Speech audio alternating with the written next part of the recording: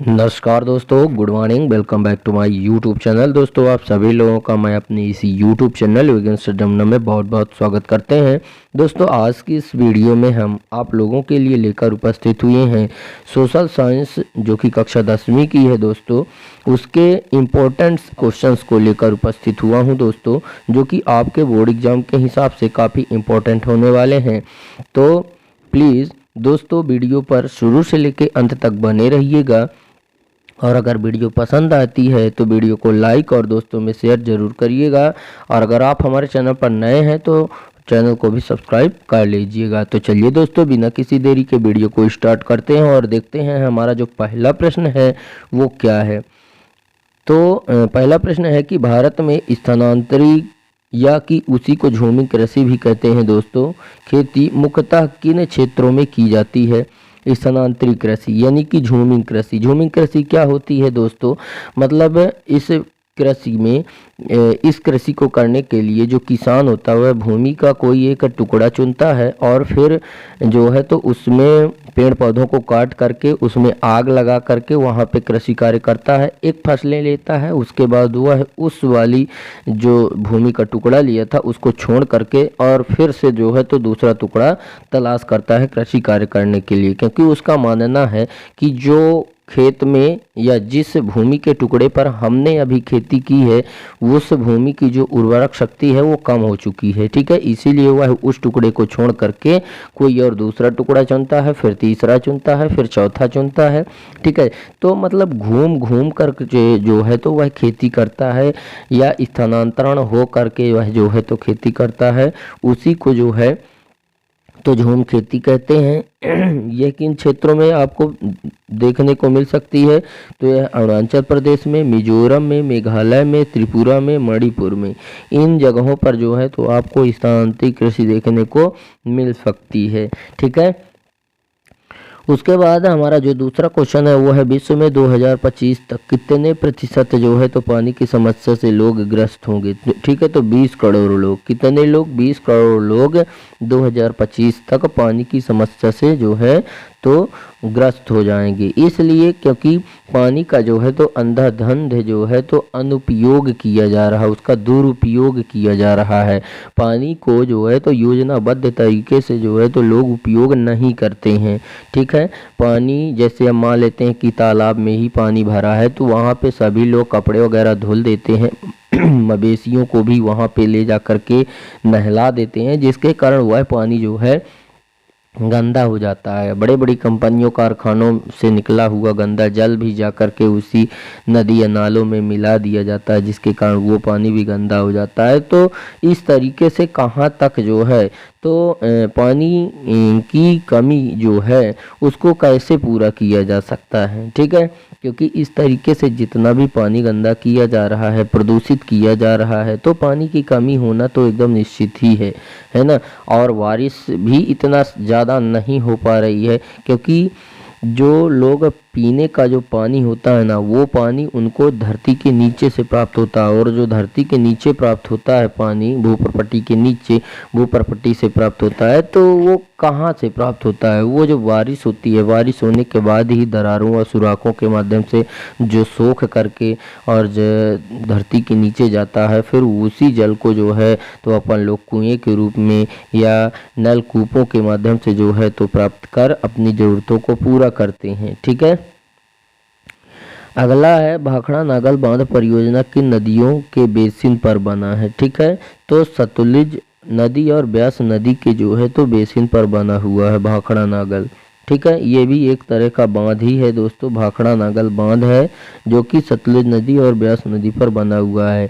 यह बांध पर जो है तो सतलुज और ब्यास नदी का पानी पूरा बांध पर आता है और फिर उसके बाद वो बिजली बनाने के काम में, मछली पालन के काम में, या कि अगर इन ज़रूरतों को पूरा कर लिया गया है उसके बाद भी अगर पानी बचा हुआ है तो नहरों के माध्यम से किसानों के पास भेज दिया जाता है कृषि फसलों को सिंचाई के लिए। ठीक है, उसके बाद अगला है कि गांधी सागर बांध किस नदी पर बनाया गया है, तो चंबल नदी पर बनाया गया है। कहाँ पे बनाया गया है? चंबल नदी पर। मतलब जो गांधी सागर बांध है उसमें जितना भी पानी है वह पूरा का पूरा पानी चंबल नदी से आता है। ठीक है, उसके बाद अगला क्वेश्चन देखते हैं। उसके बाद हमारा अगला क्वेश्चन है कि टिहरी बांध कहाँ और किस नदी पर बना हुआ है। टिहरी बांध, ठीक है, तो यह उत्तराखंड राज्य के टिहरी जिले में भागीरथी नदी पर, ठीक है, टिहरी बांध कहाँ बना है, भागीरथी नदी पर बना हुआ है, ठीक है।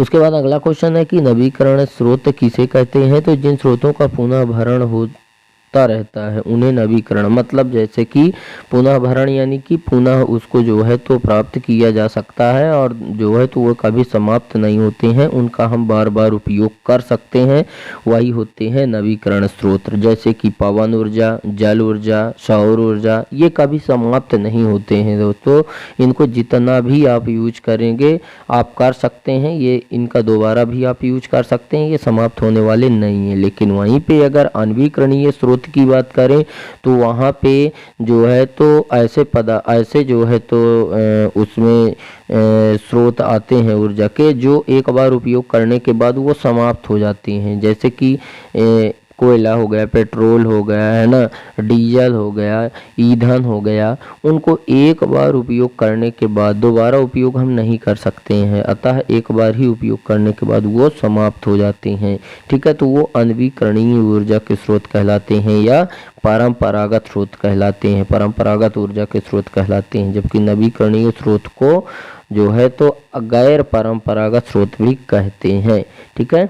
बाढ़ किसे कहते हैं, तो बाढ़ वह आपदा है जिसमें जल का अस्थायी प्रतिवाह, ठीक है, बाढ़ वह आपदा है जिसमें जल का अस्थायी अतिप्रवाह होने से अत्यधिक जल जमाव सूखी भूमि में हो जाता है। मतलब जब बाढ़ की स्थिति आती है तो बंजर जो एरिया होता है, जो ऊंचाई पर स्थित एरिया होता है, वहाँ भी जो है तो नदियों का पानी पहुँच जाता है दोस्तों, ठीक है, इसी को जो है तो बाढ़ कहते हैं, ठीक है। और जब बाढ़ की स्थिति नहीं होती है तो ये केवल नहरों में ही और नदियों में ही जो है तो समाहित होकर रह जाता है, वहीं पर ही बस बहता रहता है, ठीक है। सूखा किसे कहते हैं, ठीक है, तो जब किसी क्षेत्र में जल नमी की मात्रा कुछ समय के लिए सामान्य से कम हो जाए उसी को सूखा कहते हैं। मतलब जल भी कम हो जाए, जो नमी बनी हुई है मिट्टी में वह भी कम हो जाए। भाई क्या है कि जब जल नहीं रहेगा तो नमी भी कहाँ से बनेगी, ठीक है, तो उन्हीं क्षेत्रों को जो है तो सूखा कहेंगे, ठीक है। ये इस तरह का आपको जो सूखे वाले एरिया है वो आपको जो है तो राजस्थान में देखने को मिल जाएंगे, क्योंकि वहाँ पे बारिश बहुत ही कम होती है, ठीक है। बंजर प्रदेश वही है राजस्थान, ठीक है। अगला है कि मृदा के लवणीकरण से क्या आशय है, ठीक है।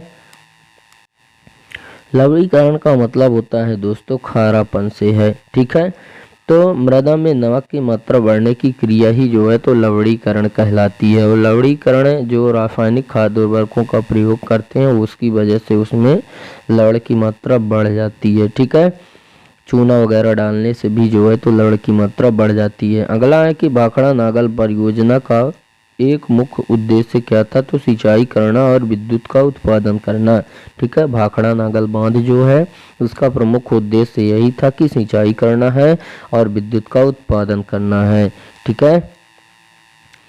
उसके बाद हमारा अगला क्वेश्चन है कि बांस ड्रिप सिंचाई प्रणाली किस राज्य में है। बांस ड्रिप, ठीक है, मतलब जो है तो बांस जो होता है ना उसकी पाइप बनी होती है, उसके माध्यम से जो सिंचाई होती है वो मेघालय में होती है, ठीक है। अगला क्वेश्चन है कि कपास के पौधे का मूल स्थान किस देश को माना जाता है। सबसे ज़्यादा जो है तो कपास का उत्पादन भारत में होता है दोस्तों, ठीक है। इससे जो है तो रेशा बनाया जाता है, ऊन बनाया जाता है और फिर कपड़े तैयार किए जाते हैं। दोस्तों एक बात आपको बता दें कि भारत में एकमात्र ऐसा उद्योग है वस्त्र उद्योग जो कि जो है तो कपड़ों को उत्पादन करने के लिए किसी और दूसरे जो है तो देश पर निर्भर नहीं है, आत्मनिर्भर है। वहाँ पे क्यों इसलिए क्योंकि भारत में स्वयं ही कपास का उत्पादन, मतलब वस्त्र उद्योग के लिए कच्चा माल चाहिए कपास, वो भारत में ही उत्पादित हो जाता है ना। इसलिए भारत में जो है तो कपड़ा उद्योग के लिए जो कच्चा मटेरियल है वो भारत में ही है। इसीलिए जो है तो जो वस्त्र उद्योग है वह एकमात्र ऐसा उद्योग है भारत का जो अपने किसी भी चीज़ की ज़रूरत के लिए दूसरे विदेशों पर जो है तो दूसरे देशों पर वह आश्रित नहीं है, वह आत्मनिर्भर है, सारी ज़रूरतें अपने देश में ही स्वयं पूरी कर लेता है। ठीक है। अगला है कि ग्रीष्मकाल में बोई जाने वाली हरे चारे व सब्जियों की कृषि को क्या कहा जाता है। ठीक है। तो देखो दोस्तों, यहाँ पे हम बता दें आपको, जायद फसल है, ठीक है, और खरीफ फसल है और रबी की फसल है। ठीक है, ये 3 फसलें होती हैं। तो ठीक है, तो रबी का मतलब होता है रबी यानी कि गेहूँ, चना, जवा, है ना, मसूर, अलसी, ये सब जो है तो रबी की फसल हैं, जो कि जो है तो कब बोई जाती हैं, ये जो है तो अक्टूबर नवंबर में बोई जाती हैं और मार्च अप्रैल में काट ली जाती हैं। जबकि अगर खरीफ की बात करें तो खरीफ में हो जाता है धान, सोयाबीन, अरहर, है ना, तीली, ये जो है तो खरीफ की फसल है। ये कब बोई जाती हैं, ये जो है तो जून जुलाई में बोई जाती हैं और अक्टूबर नवंबर में काट ली जाती हैं।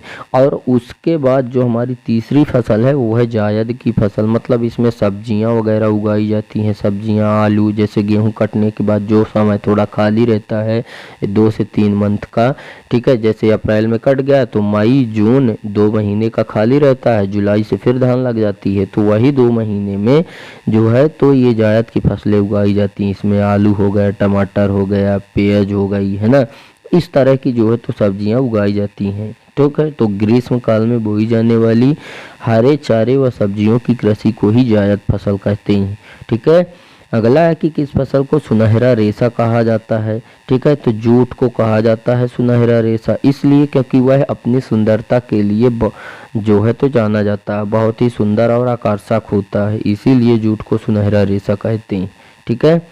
अगला है कि देश की सबसे प्रमुख तिलहन फसल का नाम क्या है, तो मूंगफली। सबसे ज़्यादा तेल मूंगफली से निकलता है। हमारे भारत देश की सबसे बड़ी तेल वाली फसल जो है वो है मूंगफली। ठीक है। अगला है कि नाबार्ड की स्थापना किस सन में की गई थी।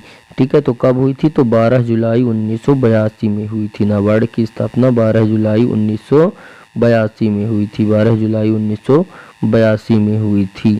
ठीक है। अगला हमारा जो क्वेश्चन है वो है कि किसान क्रेडिट कार्ड योजना किस वर्ष शुरू की गई थी।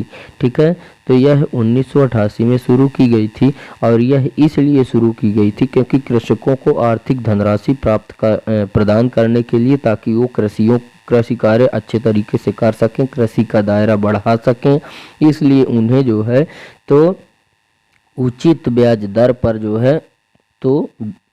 है तो उन्हें कर्ज देने की योजना बनाई गई थी, वही है किसान क्रेडिट कार्ड। ठीक है। बीएचएल उद्योग कहाँ पे है, तो यह जो है तो भोपाल में है बीएचएल उद्योग। और टिस्को एक निजी क्षेत्र का है। ठीक है, टिस्को क्या है, एक निजी क्षेत्र का उद्योग है। निजी क्षेत्र जिसमें मालिक का स्वयं ही अपना अधिकार हो। ठीक है, मतलब जो है तो उसको घाटा हो या फायदा हो, उसका भागीदारी वो स्वयं ही होता है, वो होते हैं निजी उद्योग। ठीक है। स्वामित्व के आधार पर उद्योगों को कितने वर्गों में बांटा गया है, तो 4 वर्ग में बांटा गया है। स्वामित्व के आधार पर उद्योग जो है तो 4 वर्ग में बांटा गया है।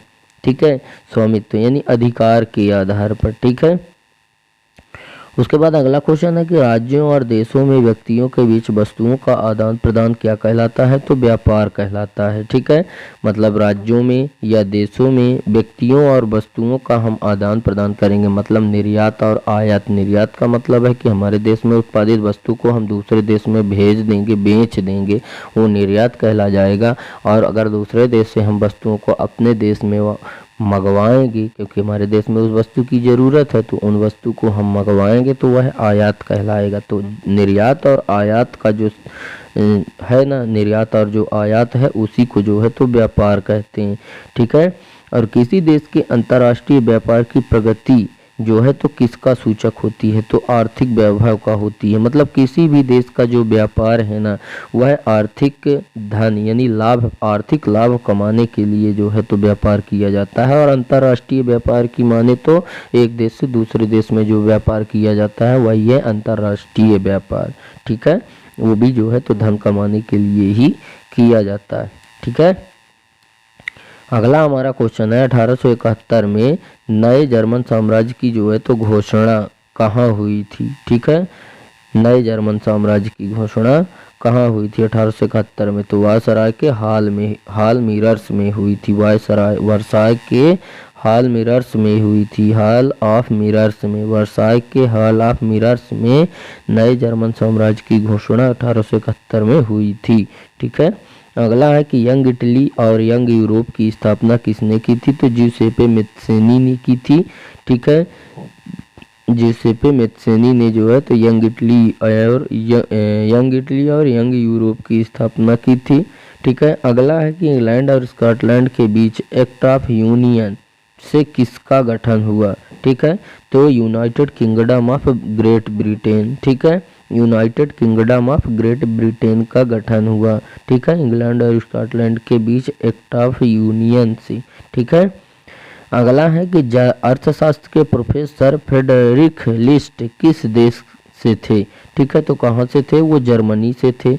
ठीक है, अर्थशास्त्री थे ये, कहाँ के थे, किस देश से थे, जर्मनी के थे। कौन, प्रोफेसर फ्रेडरिक लिस्ट। ठीक है, अगला है कि एले क्या था, तो यह कपड़े नापने का एक प्रकार से जो है तो पैमाना था, एले। ठीक है, और भगत सिंह का प्रसिद्ध नारा कौन सा था, तो इंकलाब जिंदाबाद का नारा था। ठीक है, भगत सिंह ने कौन सा नारा दिया था, इंकलाब जिंदाबाद का नारा दिया था। अगला हमारा जो क्वेश्चन है वो है कि मुंबई में मार्च 1919 में कौन सी समिति का गठन हुआ, तो खिलाफत समिति का गठन हुआ।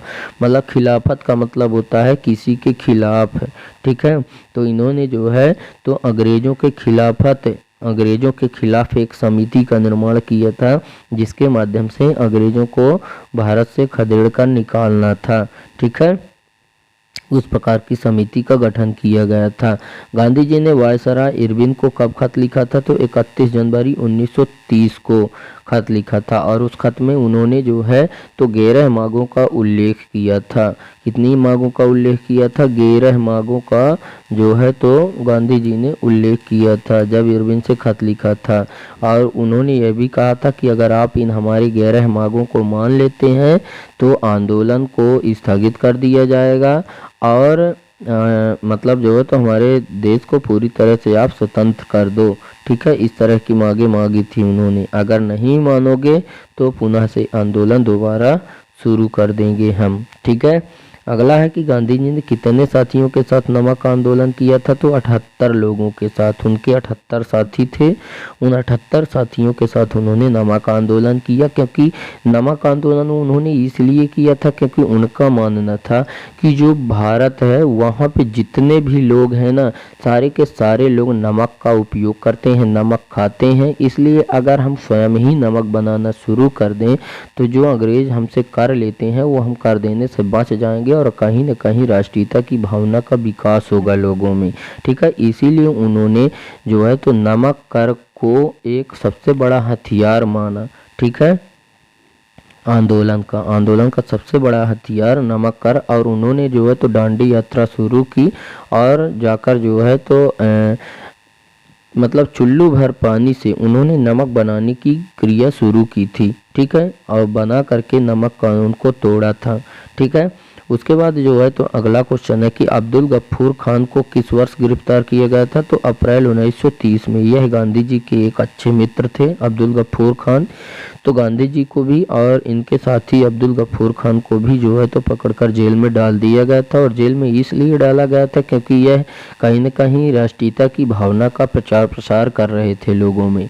ठीक है, और जो है इसीलिए इनको जो है तो जेल में डाल दिया गया था, क्योंकि जो लीडर होते थे, लीडर और क्रांतिकारियों को सबको जो है तो पकड़कर जेल में डाल दिए करते थे, ताकि जो हमारे खिलाफ अंग्रेज लोग यह चाहते थे कि हमारे खिलाफ कोई भी व्यक्ति आवाज़ ना उठाए। जो भी आवाज़ उठाता था उनको जो है तो केवल शक के आधार पर पकड़कर जेल में डाल दिया करते थे। उसके लिए उन्होंने सरकार से एक कानून पास करवा लिया था, रौलट एक्ट। इस एक्ट के तहत जो है तो केवल शक के आधार पर किसी भी भारतीय को पकड़ करके जेल में डाल दिया जाता था। उसमें ना कोई मुकदमा होता था, है ना, और ना ही जो है तो कोई न्याय होता था। सर डायरेक्ट उसको जेल में डाल देते थे। ठीक है, 2 साल तक जेल में उसको डाल के रखते थे। तब तक में जो है तो उनका मानना यह था कि जो इधर लोगों में जो राष्ट्रीयता की भावना का जो है तो प्रचार प्रसार हो रहा था वो ख़त्म हो जाएगा। ठीक है, अगला है गांधी इरविन समझौता पर दस्तखत कब हुए थे? तो 5 मार्च 1931 को हुए थे। ठीक है, इरविन ने कहा था कि आप आंदोलन को स्थगित कर दीजिए, हम आपको पूरी तरह से स्वतंत्र कर देंगे। तभी जो है तो गांधी जी ने अपनी 11 मांगों का उल्लेख किया था, लेकिन बाद में इरविन ने उनकी मांगों को अस्वीकार कर दिया। ठीक है, जिसके कारण जो है तो गांधी जी ने पुनः से जो है तो आंदोलन करना शुरू कर दिया और वह आंदोलन का अंत हुआ भारत छोड़ो आंदोलन में। ठीक है, जहां पे उन्होंने करो या मरो का नारा दिया था। ठीक है, अगला हमारा क्वेश्चन है कि किस महान स्वतंत्रता सेनानी का निधन साइमन कमीशन के विरोध के दौरान घायल होने से हुआ था? साइमन कमीशन क्या था दोस्तों? इसमें जो घायल हुए थे वो थे लाला लाजपत राय। साइमन कमीशन क्या था दोस्तों? एक बात हम आपको बता दें कि यह जो है तो ब्रिटेन की नई टोरी सरकार के द्वारा जो है तो बनाया गया यह कमीशन था। इसमें जितने भी सदस्य थे वे कोई भारत के सदस्य नहीं थे, सारे के सारे सदस्य जो है तो वो ब्रिटेन के ही थे, है ना। इसीलिए जो है तो लोगों ने इनका विरोध किया और जब यह कमीशन जो है तो भारत पहुंचा तो लोगों ने इनका जो स्वागत है वो साइमन कमीशन वापस जाओ से किया। ठीक है, क्योंकि इतने सारे अत्याचार हो रहे थे भारतीयों के ऊपर और फिर भी जो है तो इसमें भारत का कोई सदस्य नहीं था। ठीक है, जलियांवाला बाग हत्याकांड हुआ, है ना, रोल एक्ट कानून उन पर लागा गया, थोपा गया।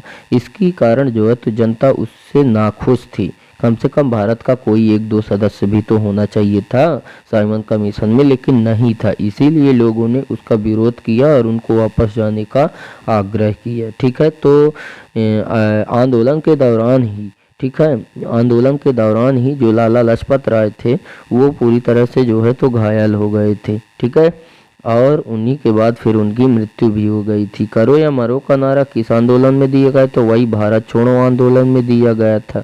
ठीक है, करो या मरो का जो नारा दिया गया था वो भारत छोड़ो आंदोलन में दिया गया था। इस आंदोलन की शुरुआत भी इस आंदोलन में बहुत सारे लोगों ने बढ़ चढ़कर हिस्सा लिया था। स्कूल कॉलेज सब कुछ बंद हो गए थे, स्कूल जाने वाले कॉलेज जाने वाले बच्चे ने भी जो है तो इसमें भाग लिया और नाई धोबी, है ना, सब लोगों ने मिलकर इसमें भाग लिया और अंग्रेजों को पूरी तरह से यहाँ से खदेड़ने में तैयार जो है तो सफल हुए। ठीक है, गांधी जी ने भी ऐसा नारा दे दिया था। हालांकि गांधी जी जो है तो हिंसा के पुजारी थे, परंतु जब ऐसी स्थिति बनी तो उन्होंने कहा कि करो या मरो। ठीक है, भारतीयों को बोला कि अब या तो जो है तो तुम इनको भगाओ या तो स्वयं ही मर जाओ। ठीक है, तो उन लोगों ने जो है तो गुट बनाया और गुट बना करके जो है तो अंग्रेजों को भारत से खदेड़ दिया। ठीक है, अगला हमारा और लास्ट क्वेश्चन था कि अवध किसान सभा का गठन किन लोगों के नेतृत्व में हुआ था? अवध के जो किसान थे उनकी सभा का जो गठन है वह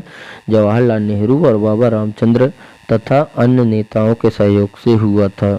ठीक है, तो इस प्रकार से दोस्तों उम्मीद करते हैं कि आपको हमारा यह वीडियो पसंद आया होगा। वीडियो अगर पसंद आया है तो वीडियो को लाइक करें, दोस्तों में शेयर करें, चैनल को भी सब्सक्राइब करें एंड बेल आइकन भी प्रेस करें ताकि हमारी नई नई वीडियो की नोटिफिकेशन आपको सबसे पहले मिले। तो दोस्तों आज के लिए बस इतना ही, मिलते हैं आप सभी लोगों से नेक्स्ट वीडियो में नेक्स्ट टॉपिक के साथ। तब तक के लिए जय हिंद, वंदे मातरम।